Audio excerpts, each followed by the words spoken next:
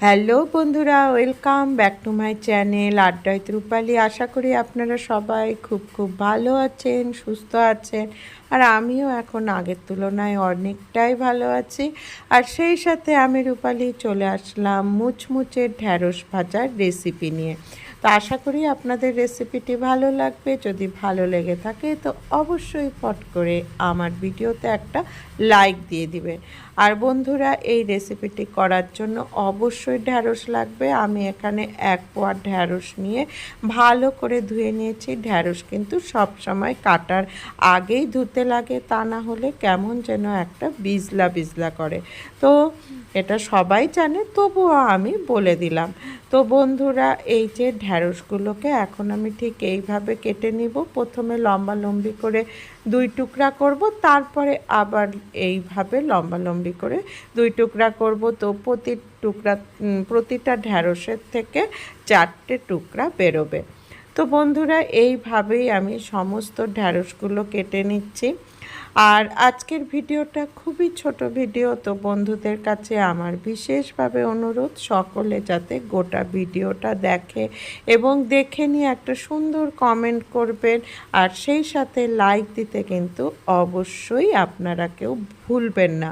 তো আপনারা যদি লাইক দেন তাহলে কিন্তু ভিডিও তৈরি করার আলাদাই প্রেরণা পাওয়া যায়।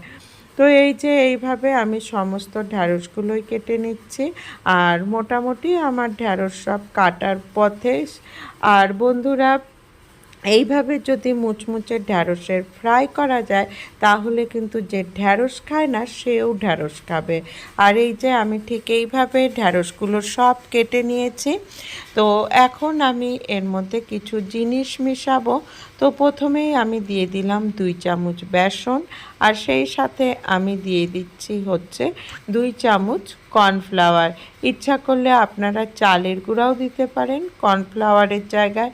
আমার ঘরে যেহেতু চালের গুঁড়া ছিল না, সেই কারণে আমি কর্নফ্লাওয়ারই ইউজ করলাম। আর তার মধ্যে দিয়ে দিচ্ছি হচ্ছে পরিমাণ মতো লবণ। আর দিলাম হচ্ছে কিছুটা হলুদ।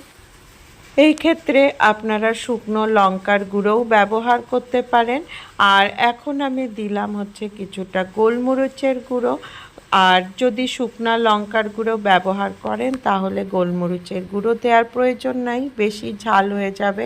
আর দিলাম হচ্ছে কিছুটা ভাজা মশলা। ভাজা মশলার মধ্যে আছে ধনে, জিরে আর হচ্ছে মৌরি। শুকনো খোলায় ভেজে আমি গুঁড়ো করে নিয়েছি। আর দিলাম সামান্য পরিমাণ চাট মশলা। চাট মশলাটা দিলে কিন্তু ভাজাটার স্বাদই পাল্টে যায়, খেতেও খুব সুন্দর লাগে। আর দিলাম হচ্ছে সামান্য পরিমাণ চিনি। এখন সমস্ত জিনিসগুলো দিয়ে আমি ভালোভাবে ঢ্যাঁড়সের টুকরোগুলোর মধ্যে মাখিয়ে নেব। এক্ষেত্রে কিন্তু কোনো জল ব্যবহার করা যাবে না। জল দিলে কিন্তু রেসিপিটি মুচমুচে হবে না। তো এই যে দেখুন, ঠিক এইভাবে আমি সমস্ত জিনিসগুলো ঢ্যাঁড়সের সাথে মাখিয়ে ফেললাম। এখন হচ্ছে আমি কিছুক্ষণের জন্য ঢাকা দিয়ে রেখে দিব। তারপরে আমি 5 মিনিট পরে এসে ঢাকাটা তুলে ফেলব। তো ঢাকাটা দিয়ে রাখার পর আমি 5 মিনিট পরে এসেছি। এসে ঢাকা তুলে নিয়ে দেখলাম যে না, একদম ঠিকঠাক ম্যারিনেট হয়ে গিয়েছে ঢ্যাঁড়সগুলো। এখন আমি কড়াইতে কিছুটা সাদা তেল দিলাম। তেল বেশি দেওয়া চলবে না, বেশি তেল দিলে কিন্তু ভাজতে অসুবিধা হবে আর সেই রকম মুচমুচেও হবে না।